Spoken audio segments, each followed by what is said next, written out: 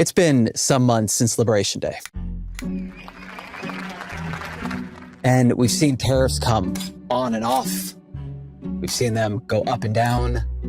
And the kind of amazing thing about where the American economy is right now, it's shaky but pretty stable. The place where we're seeing some stress is in the job market. The latest jobs report was far worse than expected. Revisions aren't usually this large. Major revisions for May and June. Major downward revisions. Minus 258,000. So is that the beginning of all this really putting pressure on the American economy?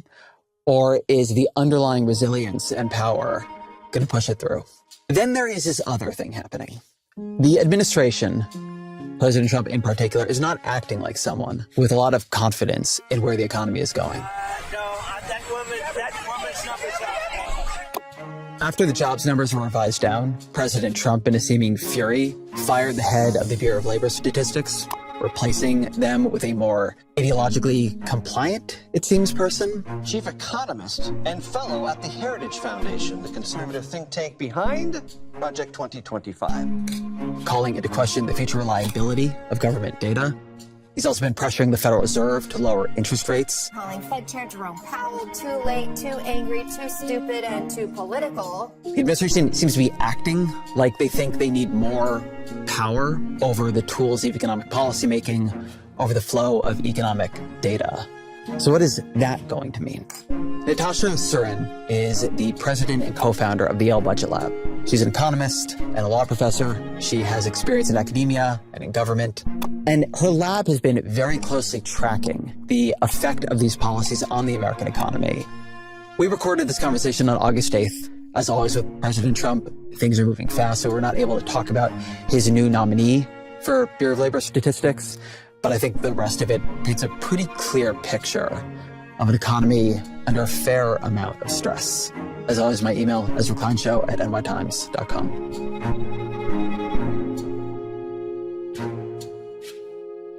Natasha Surin, welcome to the show. Thanks so much for having me. So we are about 7 months into this presidency, 4 months since the beginning of the trade wars.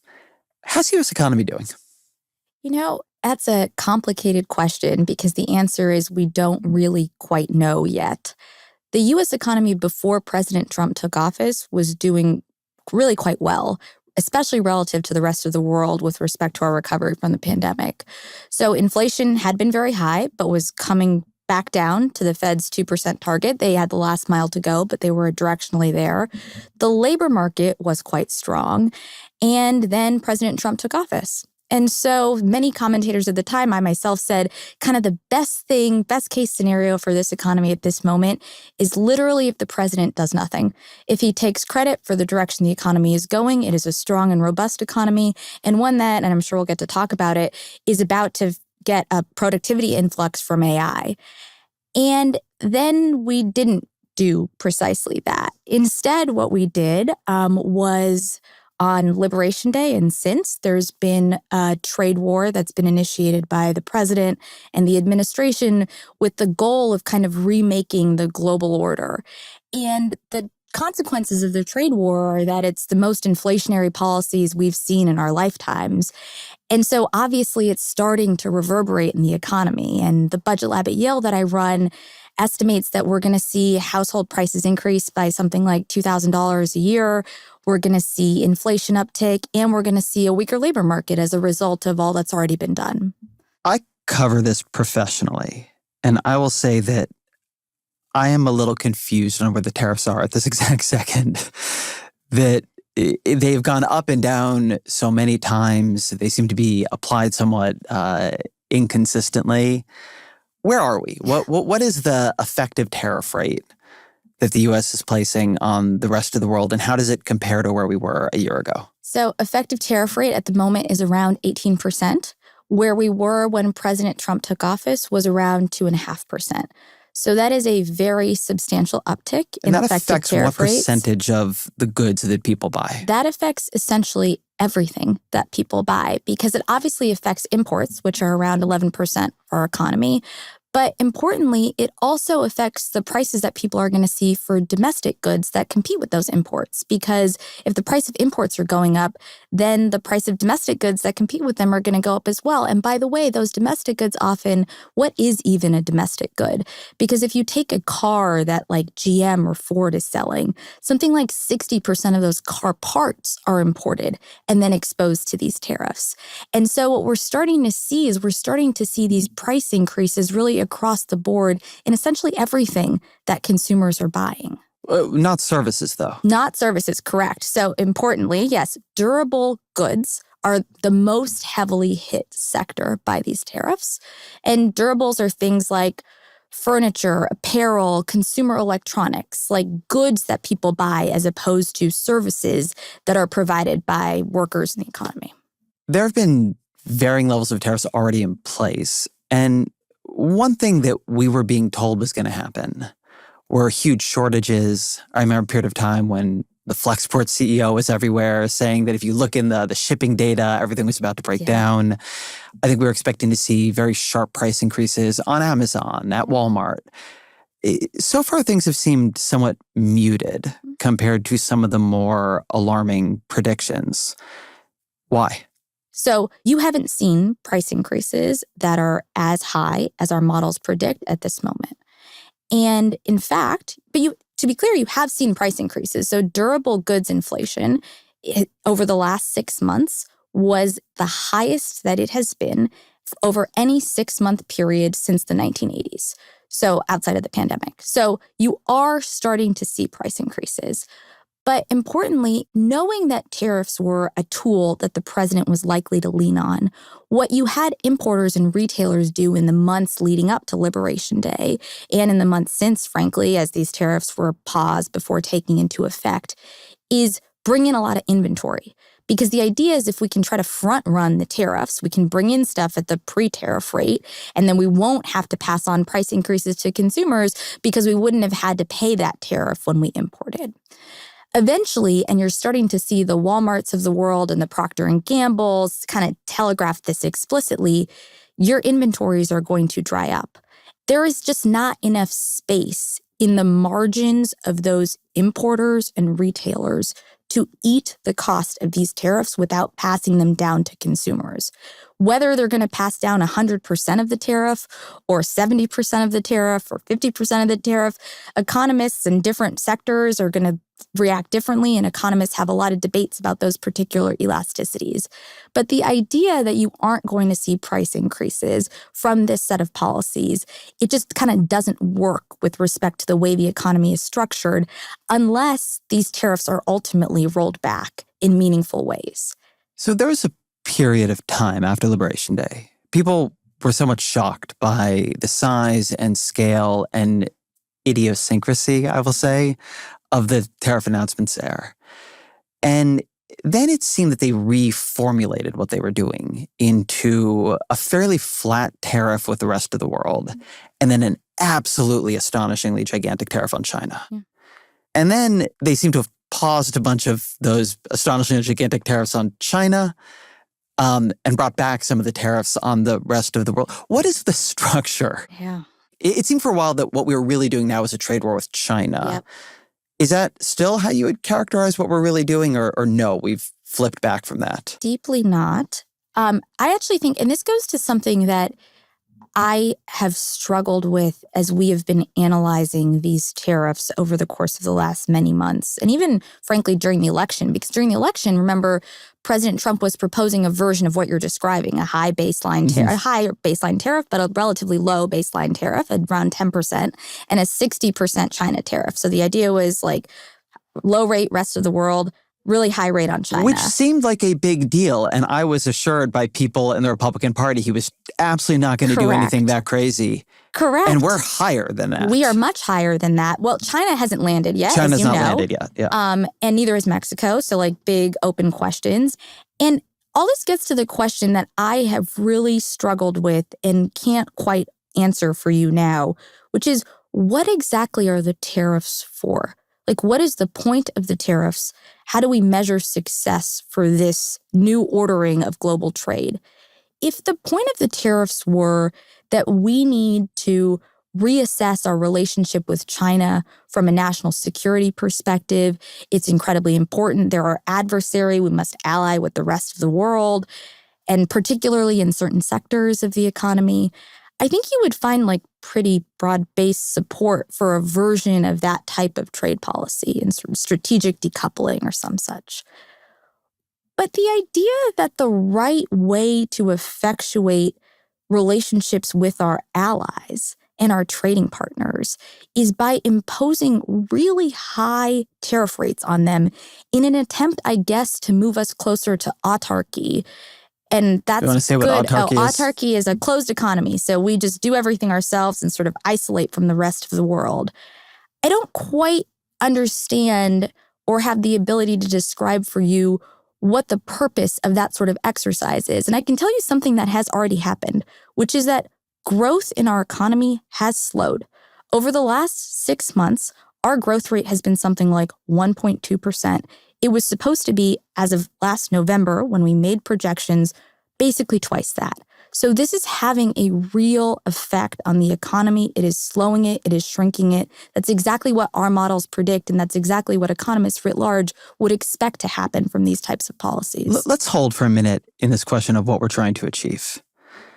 So one thing that I think is being attempted here is not, I think, properly understood as economic at all, which is a restructuring of the way global trade works from the American perspective, away from fairly neutral rules governed in multilateral ways and trade deals, towards bilateral deals between America and either individual countries or, in the case of the EU, collections of countries, in which we fully exert our leverage to get a better deal out of them than we would get from participating in the pre-existing global trading order.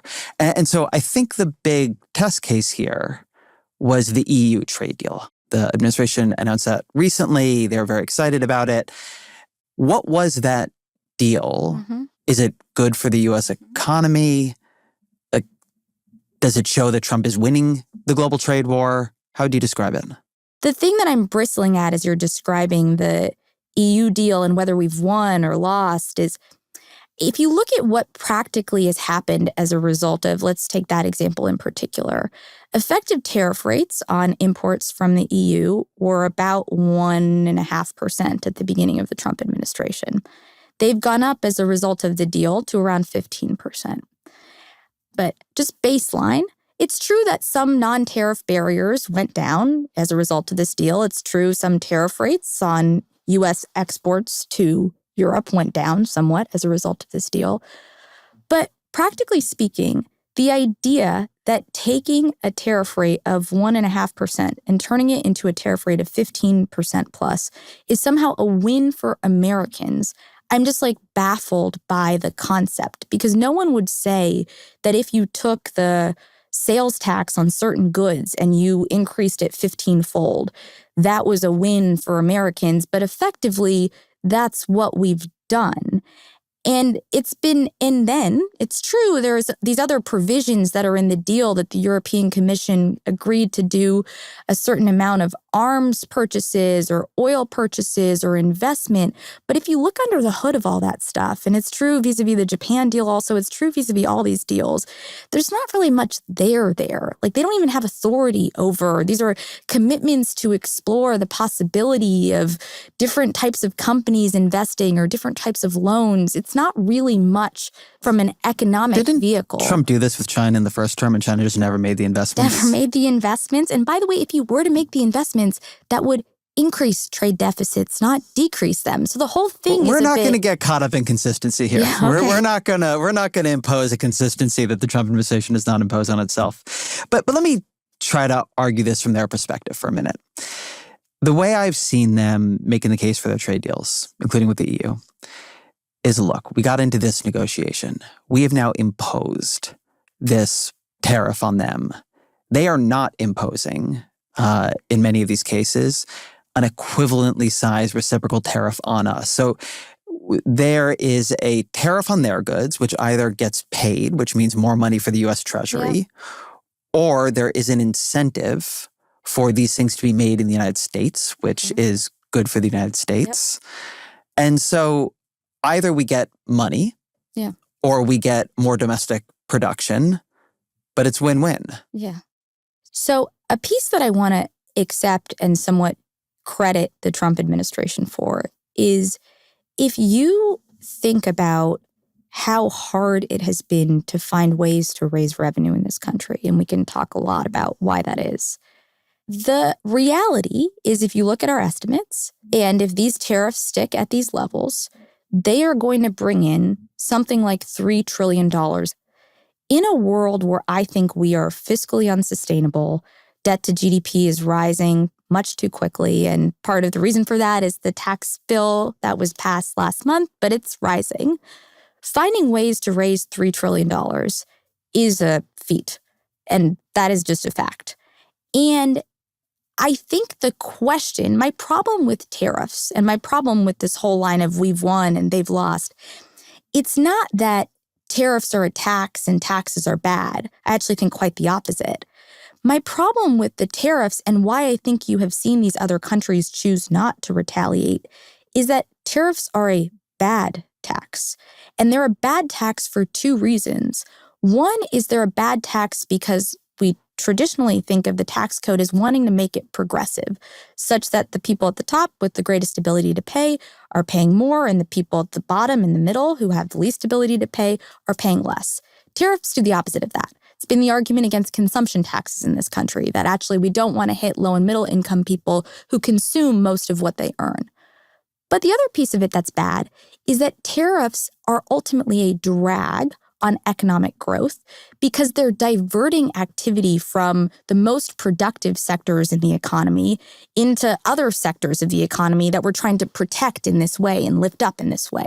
And maybe you can make an argument for national security reasons or some such. There are certain sectors of the economy you want to do that for. But that type of distortion, it drags on economic growth. So slow that down. Give an example of what you're talking about. So we put this tariff on the EU. How does that distort U.S. economic activity? So we put this tariff on the EU, and we put lots of tariffs on the EU. Some of the tariffs are geared towards, and some of the arguments that are articulated is that we want to do more manufacturing in the U.S.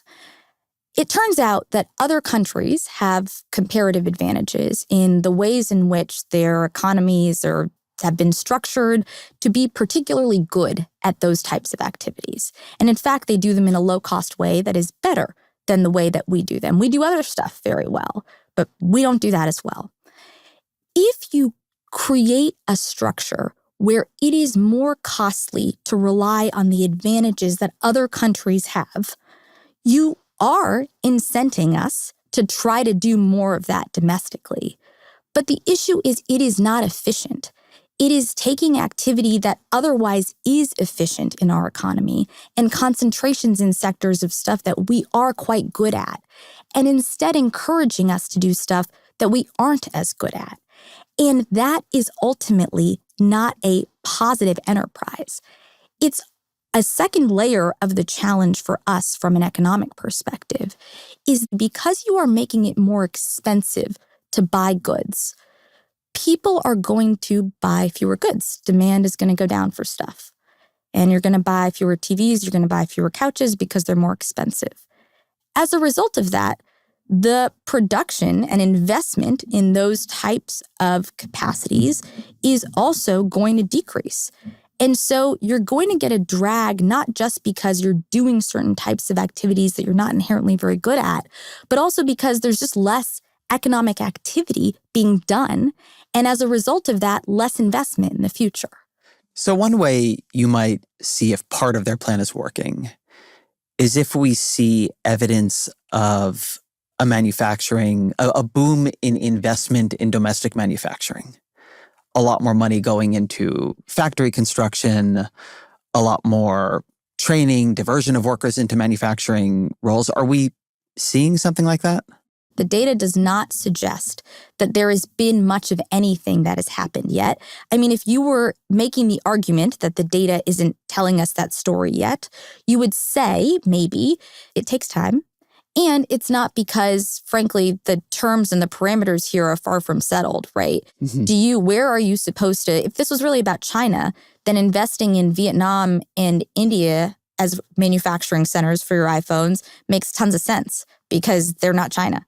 If it's really about the U.S. They just put, I think it's a 19% tariff on Vietnam is where we landed. 50% on India right now, right? 50% on India. There's also the political dimension of tariffs, right? We have a 50% tariff on India because it's buying Russian oil. We didn't put it on China, even though they buy more of that Russian energy. Totally. We also put a 50% tariff on Brazil. Trade surplus.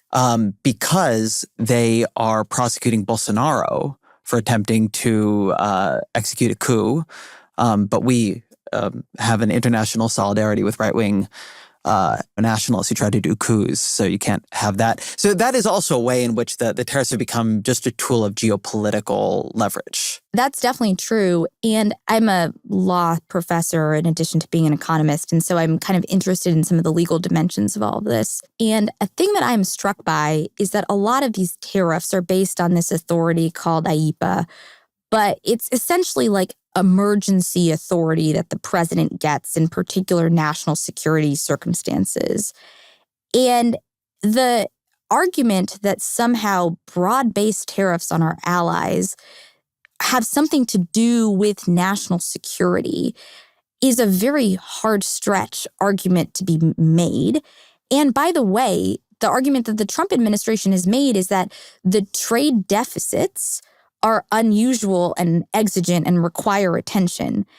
How you can then say that countries that have trade surpluses are somehow part of this same authority, it's just like an incredibly difficult set of arguments to make. And I suspect that part of the uncertainty here is going to ultimately play out in the courts because these are far from settled questions, whether they even have the authority to do what they're doing. Speaking as a law professor, has it been your recent experience that the Supreme Court seems unwilling to countenance arguments that we would have traditionally thought on the level of text are a stretch? You know, I am an optimist on this dimension for the following reason. I was struck that the Supreme Court decided in a case about removal that had nothing to do with the Federal Reserve to be pretty explicit that the president doesn't have the authority to fire the Fed chair. The Supreme Court has the view that actually the president can fire a lot of officials who previously served particular terms that have traditionally not been subject to political whims, but not in the case of the Federal Reserve. And honestly, it was kind of like a tenuous legal argument, how they managed to exempt the Federal Reserve. You slightly get the feeling from that one that the Supreme Court wanted to give Trump what he wanted, but they also didn't want to see in the long term all their stock investments go to zero. But that's again, I think that the Supreme Court has a hard job at the moment, doesn't it? Because, and you also heard this, hard by job the way, of doing poorly. I think Congress isn't doing its job in the way that it should be. Well, that's also true. And the Supreme Court, the judiciary, it's slow, it's measured, it takes time. All these cases are taking time to resolve. I think the Supreme Court giving Trump the level of powers and grants of heretofore unknown authority, and particularly doing a fair amount of it through the shadow docket, is a little shocking. I think it is. I hear you.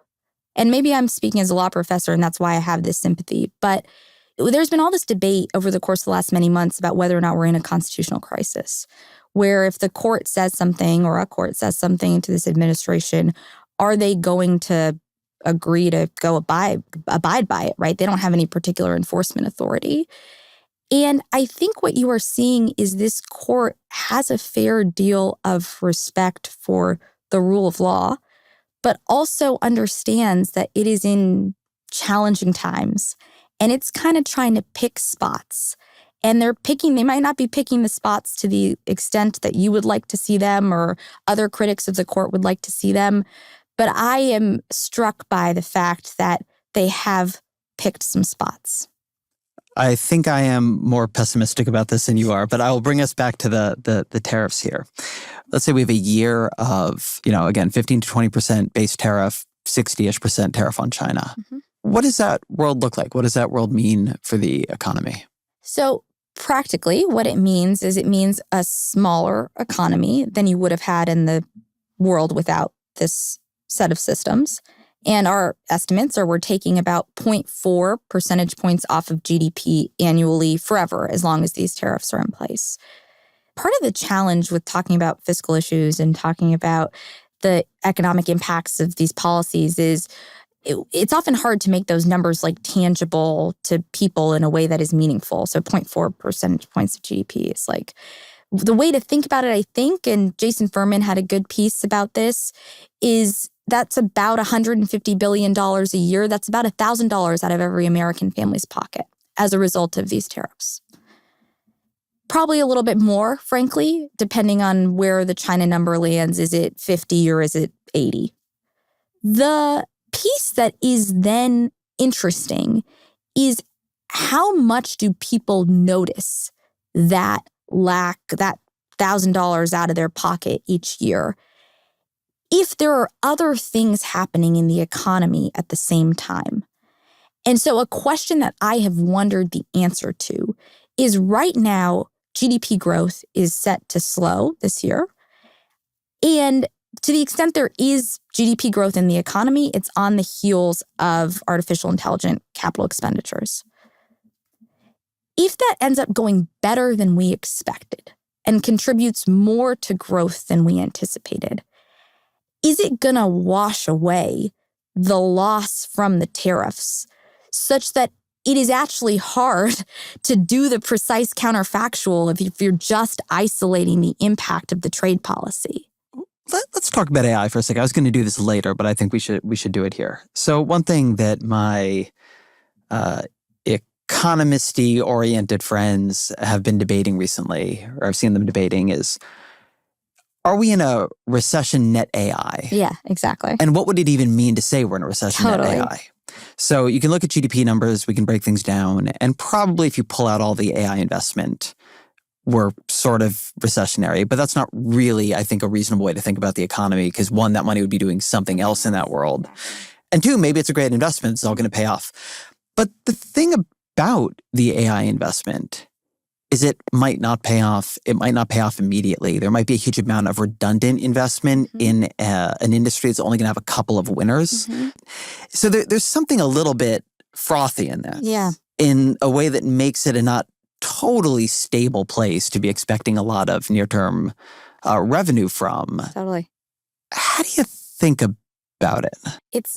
Not stable is a bit of an understatement, right? It feels people keep asking me, and I'm sure asking you, what is going on in the market? It doesn't seem to be, the market was down around Liberation Day. We're basically back to between 2/3 and 3/4 of where the tariffs were at Liberation Day. And the market doesn't seem to be 2/3 to 3/4 of the reaction that it had in April. Well, can I add one thing to that? Roger Karma, my old, who's a senior editor on this show and is now at The Atlantic, he had a great piece about the stock market recently. He made this point that there were years when everybody said, oh, the stock market is just a huge bubble based on low Federal Reserve interest rates. Yeah. And then those interest rates went much higher, and the stock market is yet higher. Yes. So there's been a lot of people predicting for a long time instability in the stock market, and it just keeps going up. But it's very heavily built on these 7 tech companies. Well, that, and by the way, Warren Buffett is one of the people who for a long time has been holding a lot of money in cash precisely because he thinks that the market is overvalued. And so that piece is true baseline, even without what we're witnessing in AI. And then within AI, so much of it is about these particular giants that are really driving a ton of investment and frankly are responsible for a lot of the market. And the reason why I think that is important is your sort of stability piece, which is it very well might turn out to be great. And I, optimist, hope that it does. Kind of great the way in the late 90s, you got a ton of unexpected productivity growth that was really about computerization and a bit about the internet in ways that you couldn't have predicted or anticipated a few years before. But the thing that is nerve-wracking about it is it's kind of like a fundamental restructuring of the way that the economy is going to work and the types of, tools that we're going to use. And there's also, we haven't talked about it and might not get to, is it going to displace jobs? Is it a complement? Is it a substitute? Like, we don't know the answers to any of these like big structural questions, but we're kind of like taking a bet. So one way of thinking about it is that if AI pays off, the way it pays off is a massive forward leap in per worker productivity. A massive forward leap in per worker productivity where AI does something we've not really been able to do before and functionally simulates human workers. Yeah. Like that is in many ways the pitch being made. Other things have simulated human tools or beasts of burden, right? The car replaces a horse. This is trying to simulate humans. It talks to you like a human. It does things that a human might do on a computer. When you listen to Dario Amodei from Anthropic, a lot of these people talk about data centers full of geniuses or smarter than a Nobel laureate. Drop in remote workers. It is very hard to see how that vision of AI works in a way that actually creates revenue without displacing workers. What you are functionally doing is increasing by a conceptually limitless amount the pool of labor. Now, we're not there yet, but it's very hard to imagine the bet paying off without it happening. I agree with you, I think, to a certain extent.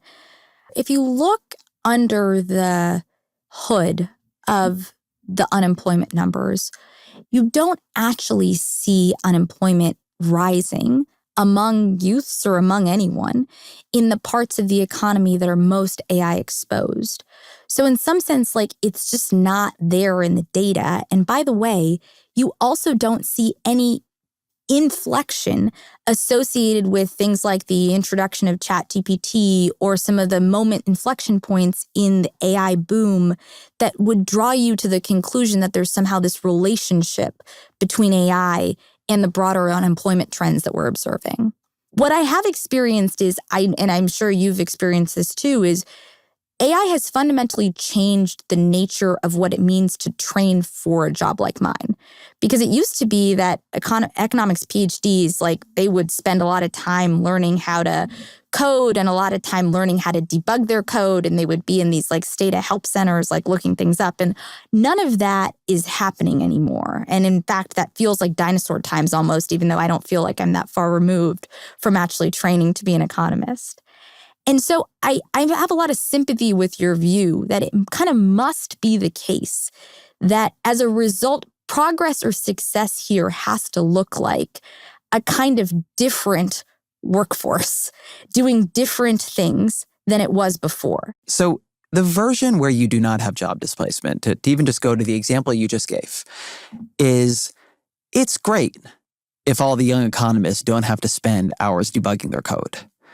It doesn't displace them to give them a tool that debugs codes any more than it displaced everyone to create calculators or, laptops or Adobe Photoshop or all the different tools we use. The ATM. The ATM.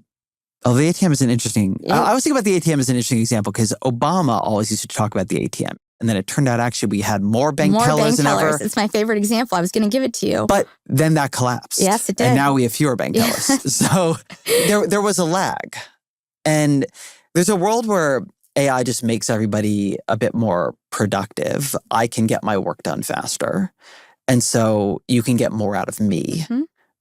And maybe that means either you want more people like me because we're more valuable or something.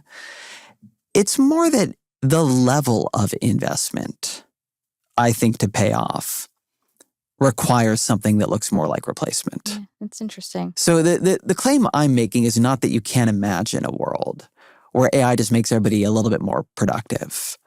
The claim I'm making is that the level of investment doesn't look like people preparing for that world. A version where we do get waves of displacement, I have wondered, does it move us in the direction of like the Keynesian, we're going to have 15-hour work weeks because there's going to be all of this work that can be done ultimately in an automated way by agents that are free. And what does that mean for society is like a question that we just haven't really grappled with. The transition between here and there is nightmarish. That might be a great place to end, but between here and there is a nightmare. I feel like a lot of people draw the lessons of the China shock literature as telling us something about trade. And it does. But I think it really tells us something about the job market and labor and how difficult actually like the words we use, upskilling, retraining, apprenticeship, how hard all of that stuff is in practice. Yeah, we are very bad at doing that. Yeah. A future I have considered is something happens that pops the quote-unquote AI bubble that makes people pull back in the way the dot-com boom made people pull back. But that doesn't make AI a non-useful technology. And in fact, the recession it causes is the time in which companies begin trying to build AI into their firms at the ground level, replacing people, which is something we often see in recessions. Those are often big periods where firms retool themselves around new technologies. I don't want to be too doom and gloom about this. It could go many different ways. It's just, it seems like one of the ways it could go. That's like very interesting. We talk about it in fiscal too, that the nature of our unsustainable debt, like how do you deal with it ultimately in a world, in a climate that doesn't feel like it cares that much about deficits? And a thing that people say sometimes is what you want is you want a small fiscal crisis. Because a small fiscal crisis, whatever that means, is going to focus the mind and bring all these policy compromises that you couldn't imagine elsewhere. You're going to raise a lot of revenue. You're going to find ways to cut spending. And a little bit what you're saying in AI almost is you want like a small crisis, because the small crisis is going to give you the scope to actually weed out what is froth and bubble from what is real and tenable, and actually figure out how to deploy a lot of this technology in ways that are ultimately going to be the future of the landscape. It's just right now, there's like a lot of different, very large figures chasing a bit the same future. What would it mean for the level of investment we're seeing in AI to pay off? And how quickly would it have to happen? Like, how patient are the investors here? It goes back a little bit to what I was saying about the late 90s and the productivity boom. In that the late 90s, you got like productivity growth of around 3% in an economy that for the prior decade had been closer to 1%. So big productivity enhancement. And that productivity enhancement was really about computerization. It was about the learning how to take the technologies that had been developed really 15, 20 years prior and figuring out how to deploy them in the way that businesses do their work. I suspect that even transformational technologies take time to fully realize their potential. And I do actually think, having used it, as I'm sure you have, we're talking about like big transformational technology that's going to make my work better. I don't know whether you should anticipate, but again, famous last words, whether you should anticipate next year this time us talking about a ton of displacement in the labor market that's attributable to AI. But right now, and I think this is an important point because people have been hearing these conversations about what's happening with young workers. The labor market people often describe as a little bit frozen. There's not that much hiring, but there's not that much firing either. In the data for college graduates, in the data for young workers, we are not seeing AI displacement. We are not seeing evidence of AI displacement right now. We are seeing a lot of vibes, so that's a little bit what you're describing, but it's not in the data right now. It has not happened in any way. There's another dimension of AI versus jobs. There's also AI versus wages. So if you take the economic analysis that the Trump administration applies most often to the economy, which is that more labor means lower wages. That is their fundamental view of immigration. Mm-hmm. That more people here is bad for you. Even when they're fairly different than most American workers, right? It's very different to have a worker who can speak English and a worker who cannot. They are bad for your wages, right? That is what J.D. Vance thinks. That is what Donald Trump thinks. That is animating a fair amount of administration policy.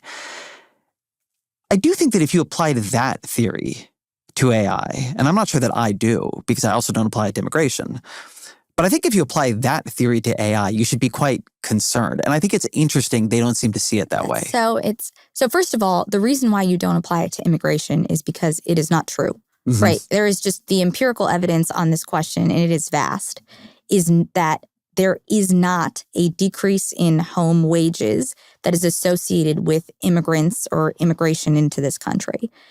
And that actually, you're saying one version, which is, shouldn't they be worried about AI on these dimensions? I feel like the flip side, shouldn't they be less worried about immigration on these dimensions? Well, they should definitely be less worried about immigration. Exactly. And by the way... And births, right? And births. I mean, so... As I said, consistency is not the strong suit of this administration, but if you have their view of immigrants and wages, you weirdly should probably not have their view of fertility rates. Yes. Because you don't want more labor. You don't want more labor. And there is much more competition between native-born labor than between native and foreign-born labor. So maybe their argument to you would be, again, I don't agree with any of this, but I'm just trying to, maybe the argument would be that we have such deep demographic challenges, which we do, right? We're an aging population, that you actually want a bunch of new kids to enter the labor force in 20 years, but you don't want them now. But again, that doesn't make any sense. I don't think they would make that argument. And I don't think it makes any sense, right? In fact, by the way, a thing that I was just talking to someone at the Congressional Budget Office about this week, a bunch of the challenge that we face right now as a country has to do with labor supply. Obviously, you know this. And the productivity estimates that exist, which show productivity growth in the next decade, but relatively limited productivity growth, about 1.8% in the next decade, they are on the backs of models that believe that we are going to have a lot of immigration into this country over the course of the next decade, like we have in the last decade. And so that productivity growth kind of falls away in a world in which you're not getting this labor supply. Just in a very simple way of describing the future that the administration is trying to build, we have an aging population. We have a falling birth rate. And they want to squeeze immigration down to a trickle or near zero while deporting large numbers of workers. And if you held that policy for an extended period of time, that would look just structurally very bad for the economy. You would have no productivity growth really in need the AI. economy. They really need. That's a little bit what it's like. Your thing about are we in an absent AI recession? I think we're banking a lot on AI, and to that, we are also adding this like man-made uncertainty in trade that doesn't actually have the potential upside that you can get from AI. It's just risk. It's just bad. We've sort of been circling jobs. Let's talk about the job market. There was a jobs report that came out very recently. It led to a sort of secondary story we'll talk about firing the head of the Bureau of Labor Statistics. But before we get into that, just what did that job report say, and what should it make us think about the labor market? So over the first half of this year, there was a bit of a puzzle because the economy was slowing down. And that is because of, again, our estimates at the Budget Lab suggest, that is what you would expect in a world in which you have tariff rates that have gone up 7 or 8 times relative to what they were in January. But at the same time, the labor market was looking very resilient. And so you'd expect as the economy is slowing that the labor market would be slowing. Fewer firms would be hiring people, or even they would be firing people because they're anticipating or they're watching the economy shrink. And what the jobs number told us is that, in fact, there is no puzzle because that is happening. Over the course of the last few months, hiring has stalled very significantly in essentially all sectors of the economy outside of education and health services, and AI a little bit. And I think that fact shouldn't be that surprising to us. Again, we still have a pretty strong labor market. Unemployment is still just a tick above 4%. But it is starting to show the signs of a labor market that is under some pressure from this trade policy. One of the things I thought was interesting in the jobs report is if you break the labor markets down by sectors. And as you mentioned, the growth in labor was coming from really primarily healthcare. Sure. So there's a sign from Bloomberg. Without healthcare, the last 3 months of payroll gains look like this. Minus 53,000 jobs in May, minus 45,000 jobs in June, and minus 300 jobs in July. Yep. Now, there's nothing wrong with healthcare jobs. Many of them are very good jobs, but it's not a high productivity sector of the economy. It's primarily, in a way, caring for older people. Mm-hmm. It doesn't look very dynamic where we're headed here. Well, and another thing about healthcare, by the way, is it's one of the sectors of the economy that's least impacted by the trade policy, right? Mm-hmm. So in part, I think what it's telling you is that the rest of the economy is like really bearing the brunt, like the tariffs are really starting to bite. And it is going to continue to show those signs in the months ahead, I predict. So one of the things that got a lot of attention in this jobs report was the pretty big revisions to the previous couple of months.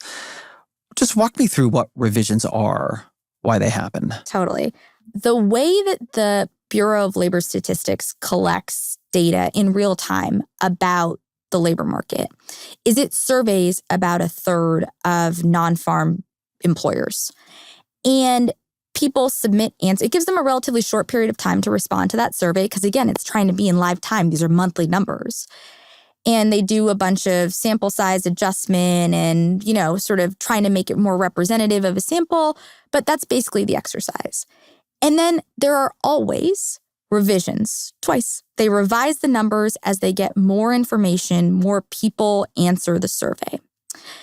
I know the numbers sound big to people when they hear them, and the president says 258,000 jobs or some such were revised.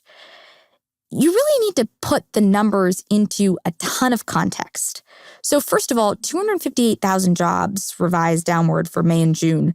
That is just a tick above it's about 0.16% of the labor force. It is a relatively small revision. And in fact, over the last 2 decades, the Bureau of Labor Statistics has gotten much more accurate with respect to its reporting in real time, which again is a hard thing to do, about the state of hiring and firing in the American economy. The thing that I find really concerning about all of this and this moment is that the rest of the world sits with envy about how good government data collection is in the United States. It is like the gold star of data collecting. There is a ton of trust by markets, by regular people, by other countries in what these numbers mean and what they represent. And a ton of transparency with respect to the methodology, like how the data is collected and what it's telling us. I just worry that the politicization of our data collection is like a much bigger and more important and more troubling story than I think it's gotten. It's gotten a ton of attention, as it should, but it deserves even more. And it's not an isolated example in some sense of what we've seen in the last few months. One thing that people who understand this data better than I do tell me is that the commissioner of the Bureau of Labor Statistics, or the head of it, doesn't actually have that much Never role touches it in the data. They only see it very shortly before it goes out anyway. It's survey response, it's coming in, you can actually see the raw numbers. So on the one hand, the opportunity for monkeying around with this is not so dramatically increased by this move. And on the other hand, the intention of the move and the effort to sort of bring things under a kind of control is very worrying. How much do you take this as just like Donald Trump got mad at somebody but it doesn't really matter, versus in a year, we may not be able to trust the jobs numbers? I hope that you are right. And, I'm sure people have been asking you, people have been asking me since the beginning of the administration, should we still trust the data? Like, aren't they going to be encouraging a bunch of trying to sleight of hand or trying to get rid of certain data sources, which we have actually seen over the course of the last many months? And I, particularly with respect to BLS and BEA, which produces GDP numbers, I've always made the point that BLS has about 2,100 employees and one political appointee. Mm-hmm. And the political appointee is essentially the person who delivers the envelope with the numbers. They're not involved in the construction of or in the presentation of these estimates. So, and there were no signs that there was any reason to be concerned, obviously, because if there were any politicization or monkeying around in the data, you would have legions of dedicated civil servants who would be out the door and telling you that this is not to be trusted. But I think the idea of politicizing economic statistics is so deeply disturbing and dystopian and authoritarian. In Argentina, there was a ton of pressure put on to report friendlier inflation and poverty estimates. And ultimately, investors realized that they were being duped and decided that they, for the longest time, would not actually make new international loans to Argentina because they couldn't trust the data. Or in Greece, you literally triggered a sovereign debt crisis on the heels of underreporting deficits and having sort of public arguments that resulted in criminal prosecution for statisticians who tried to present truth. And obviously, we are not Argentina and we are not Greece, but I think going in the direction of starting to draw into question some of these fundamental truths that we believe in numbers, we report the numbers, we can trust the numbers. I think it's just a really slippery slope. And frankly, I don't know how you undo the new nervousness that we all seem to be feeling. There's also another way that data can degrade, which is the Bureau of Labor Statistics has seen fairly large attrition. 20%. 20%. This has been amidst Donald Trump and DOJ sort of declaring war on the administrative state and plenty of people not really wanting to work for them. And then you just imagine that Trump puts in charge, even if they can't do all that much damage, just some right-wing member of Congress who's primarily known for being a lickspittle to Donald Trump. And you might just see a lot of good people leave. Yeah. And the people who'd be coming in would be less good because the reputation of the Bureau of Labor Statistics would have degraded to the people who it needs to attract, which is very, very, very literal-minded statisticians who believe very heavily that the integrity of data collection and data inference is the highest good in an advanced democracy or an advanced society. And what you do is you just begin to break the talent there. And you demoralize it and you dispirit it. Totally. And if you do that to any organization that does anything whatsoever, you will get a worse output. You will get a worse product. And in this case, the product is economic data. So I'm so worried about that. And you're already starting to see it happen across government. And particularly with respect to the BLS, a sort of statement that they make, which tells you a little bit about the temperament of the people who work there, is they won't tell you whether a glass is half empty or half full. What they'll say is that 8-ounce glass has 4 ounces of liquid in it. So that is the degree to which they do not spin in any direction. And they take that responsibility so immensely seriously. And it's one of the things that makes government like a remarkable place to get to spend some time, is to be around these civil servants who take so much pride in the work that they do and the contributions that they make to our ecosystem. BLS has already lost a very significant share of the labor force, and its data collection efforts have already degraded. So it's already the case that certain aspects of price indices that they used to collect in certain parts of the country, they don't have the capacity to do that work anymore because they've already suffered. It's also the case that response rates for the survey that I was describing, they've actually gone down post-COVID, and that's a problem. From about 70 to 40s, right? And particularly for small businesses. So response rates have declined. And so I do think there's like some deep irony here. The survey responses are in a situation where we would like to see improved response rates, and it's something we would like to see the BLS invest in. And yet, precisely those aspects of government that we want to improve, we are simultaneously taking away their resources and capacity to improve.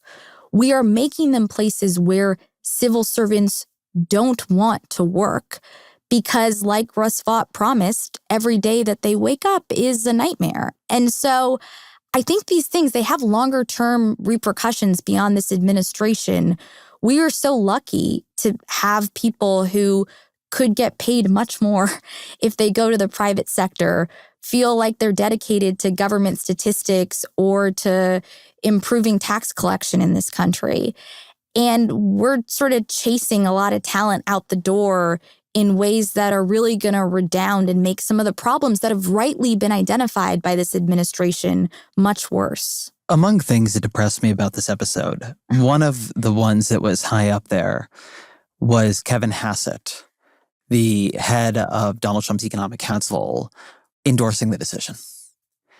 And like a lot of reporters who have covered economic policy in Washington for a long time, I've known Kevin a long time. He's very much part of the sort of Washington economic policy community. And the Kevin I knew for many, many years. And I believe the Kevin who existed even during the Biden administration. Like if Joe Biden had done this, Kevin Hassett and others, frankly, in the Trump administration, would have lost their minds correctly. And so on the one hand, I don't really think that the replacement of the BLS lead is going to change economic statistics that much, at least in the near term. But it was the bottomlessness of complicity that disturbed me most, because there are things that you can politically influence. And some of them are very big and well-known and happen in public. Many of them don't happen in public, and they're smaller. And that there's just no line for people in this administration, that the nature of being in the administration is that you do not have a line. It is very worrying. And I can imagine how you would rationalize it to yourself. Say, Donald Trump is a president. If he doesn't like the Bureau of Labor Statistics commissioner, like we get rid of them. That's his prerogative, right? And I'm sure he'll replace him with someone good. But this world where you fire people because data came out that you don't like, that is a terrible regime. We've seen it in many other countries. It does not work well. And lots of the people in Congress, in the administration, know it. And won't say it because of the rules of being a Republican good standing, or whatever Donald Trump does, you stand up and you clap. I am of the view that it is impossible to defend these types of decisions. And I hope and feel confident, frankly, that if I were ever around them, that this would be the type of line that would mean that you no longer are going to be serving in an administration in this capacity. I understand why, if you were so short-termist that you are thinking tomorrow, maybe you tell yourself, like, this chart looks cool or these numbers are good. But if no one believes it, and if in a year or 2 years you've denigrated the U.S. economy, a little bit you have to ask yourself, like, for what? Well, I think in the case we're talking about, I think the for what is, there are a lot of people who would like to be Fed chair. I think Kevin Hassett is one of those people. You're not going to be Fed chair if you oppose something Donald Trump does. And maybe that's a good bridge to the Fed, which is another place Trump has been attempting to exert some pressure. There was a burst of news that maybe it tried to fire Jerome Powell, which, as you noted, he doesn't really have the authority to do. Then there was maybe he will accuse him of a form of fraud related to the rehabilitation and refurbishing of the Federal Reserve's headquarters, which, as you can imagine, I'm sure Jerome Powell spends a lot of time thinking about the specific contracting decisions being made in that. And it sort of seems to have blown over. But Powell's term is limited. His term is up in 2026. And behind this is Donald Trump and the administration really want interest rates to go lower. Mm-hmm. I guess a good place to start here is first just on the merits. Are they right? We are seeing the economy slow down some. Maybe the Fed should lower interest rates. On substance, I think the Fed actually has a bit of a hard task ahead of it because they're in a situation where, like where we started in this conversation, the tariffs are the most inflationary policies of our lifetimes. So every model, our models, everyone else's external models are predicting that inflation is going to rise as a result of tariffs at these levels. And remember that the Fed just had a very significant bout of inflation that it hadn't even all fully managed back down before this next round of inflationary policies kicked in. And until this jobs report, by the way, the Fed was operating with a fair bit of let's wait and see with respect to the economy because the labor market looked quite strong. And so if the labor market is strong and you're anticipating inflation, there are real reasons to think like this is not the environment in which to cut interest rates.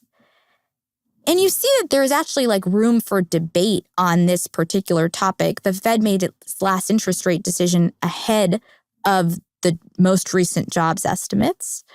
But you saw two governors dissented and kind of explained their dissent as exactly about this. They were looking at indicators that were suggesting that the economy was slowing down. And they were of the view that it was time for the Federal Reserve to cut rates. I will note their view was to cut rates by about 0.25%. Yeah. And the president has been calling for a decrease of around 2%. Should be a lot. Which would be a lot. What would happen if they did that, right? Let's imagine next meeting. Yeah. Chair Powell just comes out and says 2% cut, which would that be the biggest cut in history? We should look. I'm sure, yes. I'm sure. Be huge. Yes. What would happen if he did it? So there's a difference between the interest rate that the Federal Reserve sets, which is the interest rate that impacts how banks lend to one another and borrow from the Fed. And then there's like interest rates in the economy that you and I and others care about, like your mortgage rate or your student loan rate or your small business loan rate. And there's not a direct translation between those two objects. But they are connected to each other. They're connected to each other because of a belief that when interest rates go down, the Fed, they are telling us a story about the direction the economy is going. But the thing that's perverse about the idea of tomorrow we wake up and the Fed funds rate is 1% is if it was 1%, what the world would understand is that interest rates over some relatively medium-term, long-term horizon are going to have to go way back up because we're going to get a ton of inflation. And the result of that is going to be that you are actually not going to see translated into your mortgage rate or into your small business loan rate anything like a 1% interest rate, even if magically the Fed turned on and said that's what the interest rate should be. So there's like a perversity in all of this that even if the Federal Reserve did, in fact, what the president seems to be asking them to do, it wouldn't actually deliver the type of economic benefit in any real horizon that would be meaningful to households. And in fact, the reason I know that is because we have played this game before in the U.S. So Nixon had a Fed chair named Arthur Burns, and he, ahead of a presidential election, put a ton of pressure on Arthur Burns to get the rest of the FOMC to lower interest rates dramatically. And in fact, they did. And what happened as a result of those types of politicized decision-making by the Federal Reserve is that we had inflation in this country go up So the idea that this is somehow going to accomplish anything positive for the economy is like silly. It's like nonsensical. So the Trump administration is doing something really dangerous, which is they've got a bunch of policies that are slowing down the economy and a bunch of policies that are pushing prices up in the economy. And if you have a slow economy that's not really adding jobs, not growing that much, and you have inflation going up, well, you have a stagflation. Yes. And then the Fed doesn't really have an obvious move, because if it lowers interest rates to speed up the economy, it pushes up prices. If it raises interest rates to bring down inflation, it slows down the economy. In the past, it has broken stagflation by raising interest rates so high, it pushed the economy into a recession, which I also think the Trump administration would prefer to have not happen. But I've heard a lot of people saying that the way to think about the economy right now is we are in a mild stagflation. And that if that continues and gets worse, right, if the things we are talking about here happen, the tariffs begin to pass through even more. The big, beautiful bill is highly inflationary. It's putting a huge amount of money on the national credit card, bunch of tax cuts. That you sort of look around and the conditions are there for us to get into something that is pretty tricky to break when we get into it. I think that is true. And I've been saying that we're starting to see, I'm nervous to say it's like the West Wing episode where they won't say recession. Like, I don't want to say the word stagflation, but stagflationary signals or stagflationary adjacent type of information from the economy. You can tell when economists don't like something when they treat its name like Voldemort. Yeah, exactly. I can't say like, it. Don't even want to invoke. Yeah, it's like, but I will say that something that's kind of frustrating is like, this isn't a crisis that has dropped from the sky. We're not in COVID or even a financial crisis. We have gotten ourselves from economy that was rip-roaring, just like let it go, and inflation coming down, to strongest economic recovery out of the pandemic, to the S word adjacent, by a set of policy choices that have been made that didn't have to be made this way. And ultimately, like, we couldn't even articulate exactly what they are meant to accomplish. And so I guess maybe that should make you a little hopeful, because in some sense, when markets have gotten shaky or the bond market with its disciplining device has gotten nervous, you've seen some pullback from those types of policies. But it also makes you kind of dismal about the ways in which, like, mistakes are being made that seem so obviously avoidable. I think the question it raises is, what happens if you have an economy that has this much uncertainty in it, this much weird policy in it, and then you had some kind of external crisis that is actually hard to manage, right? In the way that the inflationary shock was hard to manage in the sort of post-pandemic period, in the ways that many of the things that have caused recessions, like the dot-com bust, was hard to manage. I mean, maybe you can say the Trump administration has given itself a lot of tools to manage it because it could turn down the tariffs and that would be stimulus. Yeah. But it has added a lot of stress in a pretty good scenario that has gotten us to a point where people have begun at least talking about, to use your terminology, recessionary signals, if not a recession. And, you know, it seems to me they're hoping for a lot of luck here. Well, you know, I don't want to be overly pessimistic in that I think that I don't think we are in a recession. I hope we are not in a recession. The probability of a recession has declined actually since Liberation Day as measured by market indicators. But we have done a lot of self-inflicted harm here, and there's no doubt about that. I guess it could be worse because the part of what you're worried about is this fiscal situation becoming even more untenable, and eventually you hit a fiscal crisis and everything was deficit financed in the big, beautiful bill. And so that's really concerning. But you should feel a little bit less bad about that than you would have baseline, because it is true that the tariffs are bringing in some revenue.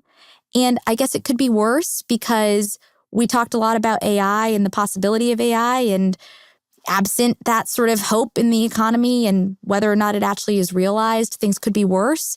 But it's kind of a weird place to be from an economic policy perspective, to continually be saying, I guess it could be worse, as your barometer of progress. It is interesting to think about the tariffs as a pay-for the BBB's tax cuts. I have been thinking a lot about the tariff revenue because, again, it's like $3 trillion over the decade. It's roughly the size of the bill that was just passed.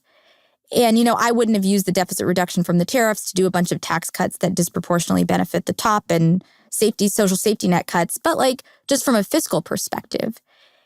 And you're also in a situation where, let's play out the scenario where it's 2029 and these tariffs have been in place for a while. And for whatever set of reasons that have come, maybe the economy has absorbed them, maybe there's been a slight downturn, but then an uptick, maybe AI, something, but they're in place. In that universe, I think the revenue is somewhat sticky, right? I think the tariffs are terrible. I think they're a very bad way to raise revenue and a very inefficient way to raise revenue. But they are a $3 trillion tax increase that has been essentially not even legislated. It's been sort of a sign of a pen put into law. And so where do you go from there? Because can you turn the tariffs into something like a destination-based cash flow tax? Nobody knows what that is. Yeah, I'm going to help. I'm here to do. Can you turn the tariffs into a progressive consumption tax or just any kind of consumption tax, frankly? Walk me through this. So I am a weirdo about this. I love progressive consumption taxes. I'm like an old devotee of Robert Frank books, The Economist, who's like a progressive consumption tax obsessive and has been for decades. Yeah. So I've always thought that's a kind of interesting tax structure. So the theory of a consumption tax is by taxing consumption more, particularly among rich people, you get more kinds of saving and investment, which is good for the long-term growth rate of a country. So one, do you think we actually need that? It doesn't really seem like we don't have enough investment, right? The stock market is booming. The other thing is, are there other things we should want to tax, both because they raise revenue, but also because they discourage the thing? Pollution in the form of carbon. Online gambling. Yeah. There are externalities. Yeah, externalities, as economists like to put them. Are there parts of a code like this that you think could raise substantial money, but also, nudge us in a better direction? Auchincloss likes the idea of taxing digital advertising that sort of monetizes our attention, right? You could come up with a lot of things like that. But the idea, the reality is, if you ask any economist what the right tool is to try to deal with the fact that there are too many carbon emissions, they're going to tell you that it is a carbon tax. And so and one of the sort of benefits of some progressive consumption tax version is you can imagine layering on a very small, by the way, carbon fee to that, and rebating it and doing all the stuff. The idea of trying to think seriously about what the types of activities are that you might want to, another one, the soda taxes, right? Those types of activities where we're trying to get people to have less sugar. Again. Yeah, exactly. I think there's a lot to that. So let me start bigger even. There's a real revenue challenge that this country faces, which is that we basically don't have capacity. Republicans have said no tax increases on anyone ever. And Democrats are actually, I don't like doing on the one hand, on the other hand, because Democrats have identified $3 trillion-ish of tax increases over a decade that they would like to see levied at the top. But if you're trying to have a social But they safety said net, no tax increases on people making under $400,000, which is not a good way to think about the tax code. No, pledges are not a good way to think about the tax code. And frankly, if you're trying to have a social safety net that looks like other countries' social safety nets, they have higher taxes on a much broader swath of the population than people making $400,000 or more. And so in that environment, if you think about the tariffs, they're kind of like a workaround for this stuff, right? Because it was the case that the Republicans said no tax increases on anyone whatsoever, but here's $3 trillion of tax increases essentially, and they're in the system and in the world in which we're talking about 2029 and a new world order where we've had the tariffs in place for years, they have become a revenue source and a meaningful one. And by the way, tariffs are kind of like consumption taxes because they are a tax on a thing that is imported and then consumed. They're not as good as an actual consumption tax because they are going to raise prices for consumers more than they raise revenue for the United States, because they are going to also increase the price of domestic goods that aren't hit with the tariffs. The way that you get from a tariff, though, to something that looks like, in my dream, progressive consumption tax, is you kind of start to follow the playbook of Speaker Paul Ryan in 2017. When he proposed and I gave you my acronym, the destination-based cash flow tax, what it essentially was that rather than having to figure out what corporate income is and it's a concept and where does it sit in a worldwide system, he said, let's just do cash flow taxes, okay? Which is kind of like what other countries do with a VAT. And the concept was that when stuff is sold in the U.S., it is then taxed in the U.S. And when stuff is sold outside of the U.S., well, those cash flows accrue outside of the U.S. And so you pay taxes on it outside of the U.S. And that kind of structure sounds a lot like a tariff. And the complaint at the time, there was a fair bit of support for it at the time among Republicans. The complaint was really the retailers in the U.S. who said, wait, the Walmarts and the Home Depots, that you're going to way increase the cost of goods to consumers by this new type of tax. But the tariffs are already doing that. And so I wonder whether you don't manage to shift the tax base in the direction of a better designed consumption tax, and better than the version I hope in 2017, because we managed to find a way to make it progressive. Is it a rebate to people for their consumption tax adjacent thing? I don't know. I kind of think that there might be more to that idea than I had been grappling with previously. So we are in a world where the tariffs are raising a lot of money. So the big budget bill, big beautiful bill, is not as much of a, it is not quite the fiscal disaster we'd have seen if it were just alone. Yeah, it's true. And so we're just kind of in a new world around all that. I am eternally looking for reasons to be optimistic.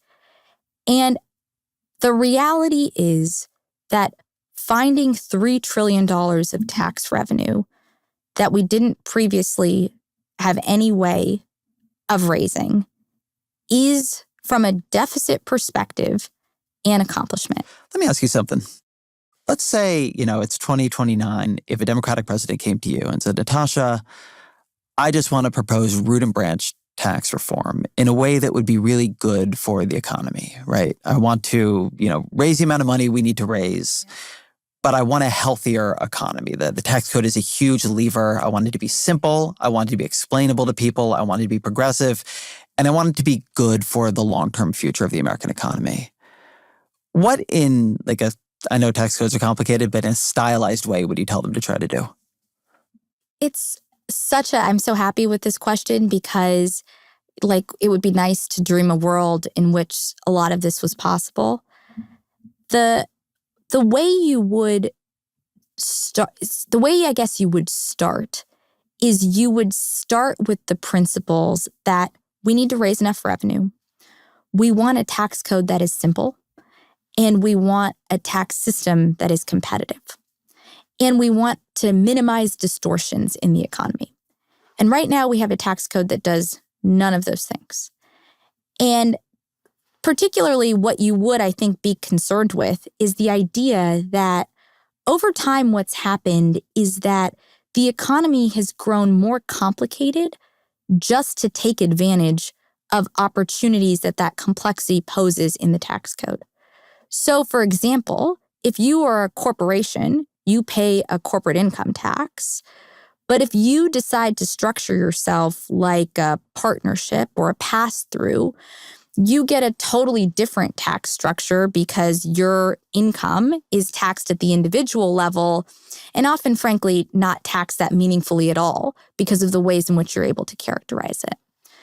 The other thing I would do sort of after trying to streamline the code is I think we're too rich of a country to have so many children living in poverty. And the interesting thing that I realized when I was in government, and I knew it before, but kind of got to see it on the ground in a meaningful way, is the IRS is a really important administrator of federal benefits. A lot of them run through the tax code. And a super important one is the child tax credit. But because it runs through the tax code, in part because the IRS is quite good despite having very few resources at administering things, you only really get the full value of the credit if you're rich enough to have $2,000 or $3,600 at times when I was in government to deduct from your taxes. So like the poorest people are being helped the least by our benefit system. That seems nuts, right? So obviously it is the case that you should design a system that lets us do more for those who need it most. And the third thing I would say in this sort of magic world of being able to think seriously about tax reform from scratch is that so much of the tax code has been distorted because there happen to be particular interests that are able to get an exemption here or a carried interest loophole there for their particular pet type of income or type of benefit. And I think we really need to find a way, and this is true writ large and is why this exercise is more of a dream than it is in practice. You really have to find a way to push against the impact of those constituencies because there isn't a counter constituency to say, no, that's really bad. And I think that's a pretty fundamental problem. All right. I'm going to leave it there. Always our final question. What are 3 books you'd recommend to the audience? It's good because we were just talking about tax reform. I'm teaching federal income tax this fall, and I was prepping around the 1986 Tax Reform Act, which was a time when we thought seriously about tax reform. And Showdown at Gucci Gulch is one of my all-time favorites and a great read, and will leave you hopeful for the possibility of this type of reform effort. I also just recently, I had twins last year, I was telling you before, and so have been slow to be able to do that much reading for fun of recent.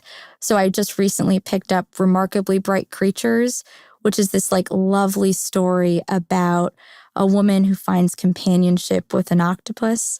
And it sounds kind of wild, but it's just a true, in a world that's feeling intensely more isolated, it brought me a lot of joy. And I also really love, we talked a little bit about economic models and the ways in which we try to measure and derive truth about the world. There's a great book by Michael Lewis called The Undoing Project that's about the relationship between Danny Kahneman and Amos Tversky, but also the ways in which the field evolved that I think is pretty profound and a great story. Natasha Sarin, thank you very much. Thanks so much for having me.